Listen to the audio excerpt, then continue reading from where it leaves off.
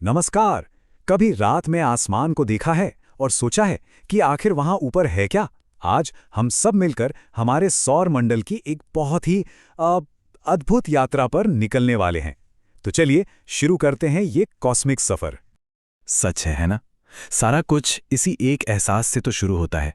सोचिए, दिन भर की भागदौड़ और फिर शाम को आसमान में एक एक करके तारे दिखने लगते हैं और देखते ही देखते पूरा आसमान मानो हीरों से भर जाता है।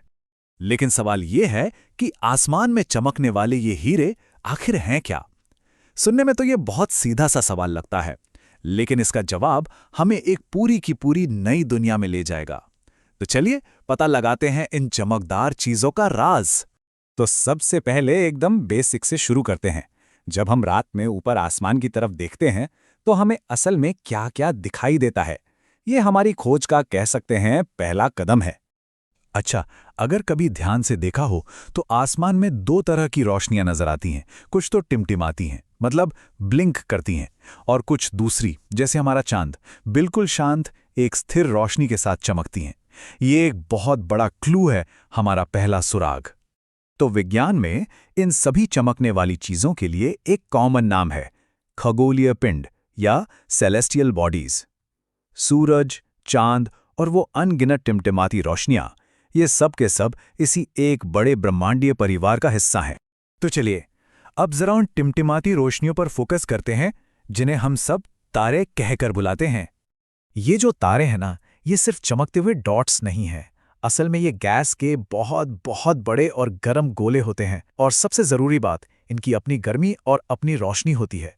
और जानते हैं सबसे कमाल की बात क्या है? हमारा अपना सूरज, वो भी असल में एक तारा ही है। हजारों सालों से हम इंसानों की आदत रही है आसमान को देखकर इन तारों में कुछ पैटर्न, कुछ आकार ढूंढने की। तारों के इन्हीं ग्रुप्स को नक्षत्र मंडल या कॉन्स्टलेशन कहते हैं। और सबसे मशहूर नक्षत्र मंडलों में से एक है सप्तऋषि, जो असल में उर्सा मेजर नाम के एक बड़े नक्षत्र मंडल का हिस्सा है। पुराने जमाने में जरा सोचिए, जब कोई कंपास या जीपीएस नहीं था, तब इसका महत्व बहुत ही ज्यादा था। जो यात्री होते थे वो रास्ता ढूंढने के लिए इन्हीं तारों का इस्तेमाल करते थे, और सप्तर्षि की मदद से वो एक बहुत खास तारे को ढूंढ पाते थे, ध्रुव तारा, जो हमेशा नॉर्थ यानी उत्तर दिशा दिखाता है। और इसे ढूंढना भी बहुत आसान है, वाकई। बस आसमान में सप्तऋषि के उन 7 तारों को ढूंढना है। फिर उसके आखिर के जो 2 तारे हैं ना, उन्हें पॉइंटर की तरह इस्तेमाल करके मन में एक सीधी लाइन खींचनी है। ये लाइन सीधा जाकर रुकेगी ध्रुव तारे पर, और ये तारा हमेशा आसमान में एक ही जगह पर रहता है, कभी अपनी जगह नहीं बदलता।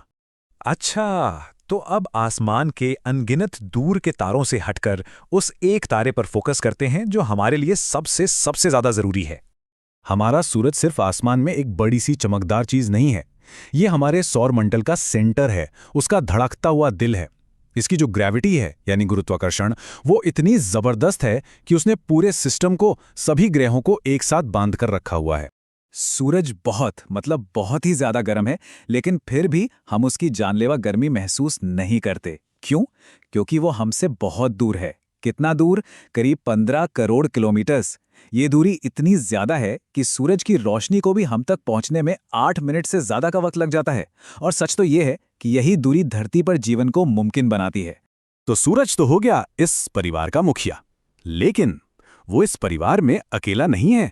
चलिए अब इसके बाकी सदस्यों से भी मिलते हैं। तो ये जो हमारा सौर परिवार है, इसमें कौन कौन है?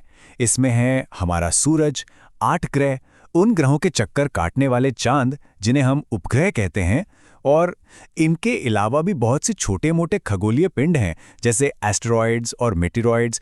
इन सब से मिलकर बनता है हमारा सौर मंडल। ये है हमारे कॉस्मिक पड़ोस का नक्शा। देखिए, सारे ग्रह सूरज के चारों ओर अपने अपने फिक्स्ड रास्तों पर घूम रहे हैं। इन रास्तों को ऑर्बिट यानी कक्षा कहते हैं। ये सब कुछ ऐसा लगता है मानो ग्रेविटी की धुन पर एक कॉस्मिक डांस चल रहा हो। तो सूरज से दूरी के हिसाब से इनका ऑर्डर क्या है? ये हैं बुध, शुक्र, पृथ्वी, मंगल, बृहस्पति, शनि, यूरेनस और नेपच्यून। अब इतने सारे नाम लाइन से याद रखना थोड़ा मुश्किल हो सकता है, तो इसके लिए एक मजेदार ट्रिक है। एक लाइन याद रखिए, my very efficient mother just served us nuts. इस लाइन के हर शब्द का पहला अक्षर ग्रहों के नाम के पहले अक्षर से मिलता है, बिल्कुल सही ऑर्डर में। एक और दिलचस्प बात, ये जो 8 ग्रह हैं ये असल में 2 ग्रुप्स में बटे हुए हैं। पहले 4 ग्रह जो सूरज के काफी करीब हैं वो चट्टानों से बने हैं, इन्हें इनर प्लैनेट्स कहते हैं। और बाकी के जो 4 ग्रह हैं वो सूरज से बहुत दूर हैं और गैस और लिक्विड से बने बहुत बड़े बड़े गोले हैं, ये हैं आउटर प्लैनेट्स। तो चलिए अब इस विशाल सौर मंडल में से जूम इन करते हैं अपने घर पर, हमारी पृथ्वी पर। तो जैसा हमने तारों के बारे में जाना, ग्रहों की अपनी कोई रोशनी या गर्मी नहीं होती। ये तो बस अपने तारे की, यानी हमारे केस में सूरज की रोशनी से चमकते हैं। वैसे ये जो प्लैनेट शब्द है ना, ये ग्रीक शब्द प्लैनेटाई से आया है, जिसका मतलब होता है घुमक्कड़, क्योंकि पुराने जमाने के लोग इन्हें आसमान में यहां वहां घूमते हुए देखते थे। और फिर आते हैं उपग्रह यानी सैटेलाइट्स। ये वो खगोलीय पिंड हैं जो ग्रहों का चक्कर लगाते हैं, बिल्कुल वैसे ही जैसे ग्रह सूरज का चक्कर लगाते हैं। और हमारा अपना चांद वो पृथ्वी का एक प्राकृतिक उपग्रह है। तो हमने अपने सौर मंडल की सैर की, तारों और ग्रहों की दुनिया को थोड़ा समझा।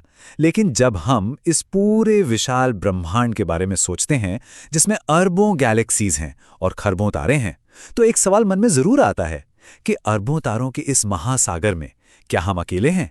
ये एक ऐसा सवाल है जो शायद हमें हमेशा खोज करते रहने के लिए प्रेरित करता रहेगा।